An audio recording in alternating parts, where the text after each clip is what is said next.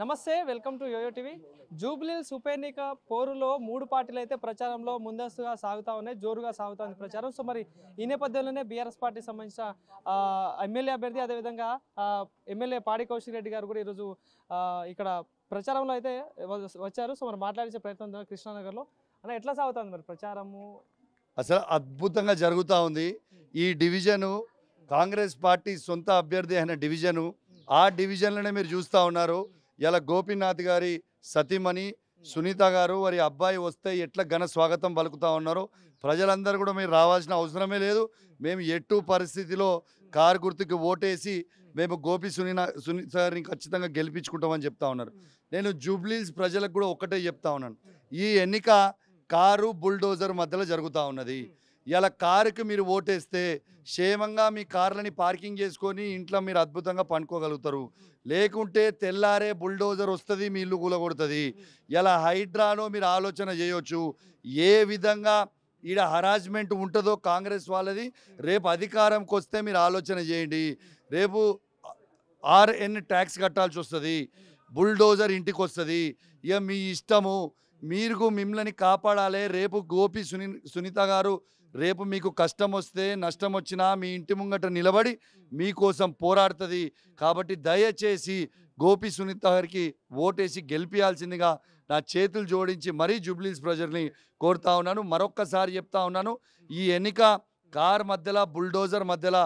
ఇక మీకు బుల్డోజర్ కావాలన్నా కారు కావాలన్నా ఒకసారి ప్రజలే ఆలోచించుకోవాలని మీకు విజ్ఞప్తి చేస్తాను. కాంగ్రెస్ పార్టీ నాయకులందరూ కూడా 6 గంటలు అమలు చేసిన ప్రజలంతా మా వైపు ఉన్నారని చెప్పి మాట్లాడుతున్నారు. ఏమంటున్నారు ప్రజలు, ఏమంటా ఉన్నారు? మరి ఎవరైనా ఇంటికి పోదాము, మీరు ఉన్నారు కదా లైవ్లో ఎవరైనా ఉంటే అడుగుదాము.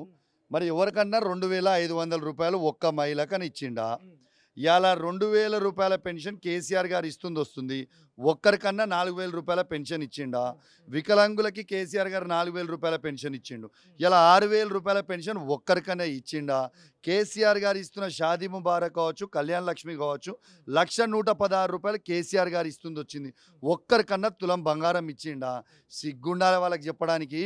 ఖచ్చితంగా ఈ ఎన్నికతోని ఇవాళ వాళ్ళకి తెలుస్తుంది. రేపు ఖచ్చితంగా రేపు సునీత గారు 50,000 పైచిలకు మెజారిటీతోని గెలవబోతా ఉన్నారు. రేపు రిజల్ట్ తర్వాత మీకే తెలుస్తుంది. మంత్రి పొన్నం ప్రభాకర్ గారు మాట్లాడిన వ్యాఖ్యలు ఎట్లా వస్తున్నారు? అంటే ఒక మంత్రి స్థాయిలో ఉండి అట్లాంటి మాట్లాడిన వ్యాఖ్యలు సమర్థిస్తారు? అసలు వాస్తవంగా సిగ్గు, శరము, లజ్జ, మానం ఉండాలి కాంగ్రెస్ పార్టీ మంత్రులకి. ఇలా ఒక మహిళ వారి భర్తని కోల్పోతే బాధతో స్టేజ్ మీద ఏడుస్తే రేపు వాళ్ళు కోల్పోయినప్పుడు వాళ్ళ సతీమల్ని ఏడ్చినప్పుడు తెలుస్తుంది కథ. ఇప్పుడు ఏం తెలుస్తుంది? గద్దె మీద ఉసురు, పవర్ ఉన్నది, పైసలు ఉన్నది, అధికార మదంతో మాట్లాడుతూ ఉన్నారు. ఖచ్చితంగా రేపు ప్రజలంతా కూడా గమనిస్తూ ఉన్నారు. ఇవాళ జూబ్లీహిల్స్ నియోజకవర్గంలో ఉన్న ప్రతి మహిళకి నా చేతులు జోడించి మరీ కోరుతా ఉన్నాను, ఏ విధంగా మహిళా లోకాన్ని అవమానపరిచినరో ఈ కాంగ్రెస్ పార్టీ మంత్రులు ఒక్కసారి మీరే స్వయంగా చూసినరు. అదేవిధంగా వాళ్ళు ఏ విధంగా కాంగ్రెస్ పార్టీలో పైసల కోసం ఇలా మంత్రులు ఏ విధంగా కొట్లాడుకుంటారో కూడా ఇలా మీ అందరు కూడా చూస్తూ ఉన్నారు. ఖచ్చితంగా మహిళా లోకం మొత్తం కూడా ఇది అర్థం చేసుకోవాలని విజ్ఞప్తి చేస్తాం. అదే అడుగుదాం అనుకున్నా, ఏంటంటే గన్నులు పెట్టి బెదిరిస్తా ఉన్నారని చెప్పేసి ఈ సందర్భంగా అడుగుదాం అనుకున్నా. సో ఎట్లా చూస్తారు అంటే మంత్రులు స్థాయిలో ఉన్న వాళ్ళు? చాలా బాధాకరం. స్వయంగా నేను చెప్పింది కాదు, ఇలా కాంగ్రెస్ పార్టీలో ఒక బీసీ మంత్రే చెప్తా ఉన్నది.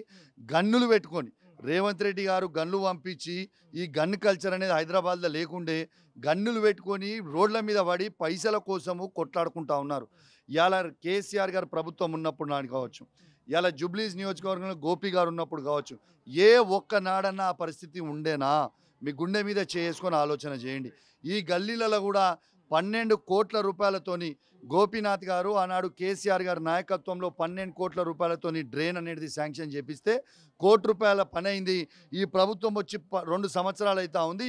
ఆ 11 కోట్ల రూపాయల పని ఆపిర్రు. వీళ్ళకి ఓట్లు అడిగే హక్కు కూడా లేదు. ఇలా కేవలం గోపన్న గారి కుటుంబంకి మాత్రమే ఇలా ఓట్లు అడిగే నైతిక హక్కు ఉంది. ఎందుకంటే వాళ్ళకి మాత్రమే ఈ ప్రాంత ప్రజల మీద ప్రేమ ఉంటుందని కూడా ఈ సందర్భంగా తెలియజేస్తాను. ఒకటే ప్రశ్న, కాంగ్రెస్ పార్టీ అభ్యర్థి ప్రతి సభలో మాట్లాడుతూ కూడా దైవ నిర్ణయం మాట్లాడుతున్నారు ఈ ఉప ఎన్నికపై. సో ఏం సమాధానం ఇస్తారు? ఏం దైవ నిర్ణయం? ఏంటిది ఉప ఎన్నిక? ఏంటిది ఒక ఉప ఎన్నిక? సరే, జూబ్లీహిల్స్ ఉత్సవం అభివృద్ధి చేస్తామని చెప్తా ఉన్నారు. మరి ఇటు పక్కనే కుక్కట్పల్లి ఉంది, అక్కడ పక్కనే షేర్లింగంపల్లి ఉంది, ఇటు పక్కనే ఖైరతాబాద్ ఉంది. మరి ఎక్కడెందుకు ఒక్క రూపాయి పెడతలేరు? మీరు వచ్చి 23 నెలలు అవుతుంది, ఒక్క రూపాయిన ఖర్చు పెట్టిరా? ఒక్క రూపాయి నేను చెప్పుడు కాదు, కాంగ్రెస్ పార్టీ ఎమ్మెల్యేలే మదన్ గారు వరల్డ్ బ్యాంక్కి రాసిరు పైసలు లేవు నా నియోజకవర్గానికి ఇవ్వమని చెప్పి. ఇలా ఇంకొక ఎమ్మెల్యే అనిరుద్ధ్ గారు వీళ్ళతో చెత్త ప్రభుత్వం ఉన్నదని తిడుతుర్రు. ఇలా వాళ్ళు కేవలం పైసల కోసం కొట్లాడుకుంటారు తప్పితే ఏ ఒక్క ప్రజల మీద మాత్రం ప్రేమ లేదు. ఇలా ఎట్టు పరిస్థితిలో జూబ్లీస్లో కారు ఎగరబోతా ఉంది. గోపి సునీత గారు ఖచ్చితంగా 50,000 పైచీలకు మెజారిటీతోని గెలవబోతా ఉన్నారని చెప్పి ఈ సందర్భంగా తెలియజేస్తూ సెలవు తీసుకోవడం. జై తెలంగాణ, జై కేసీఆర్.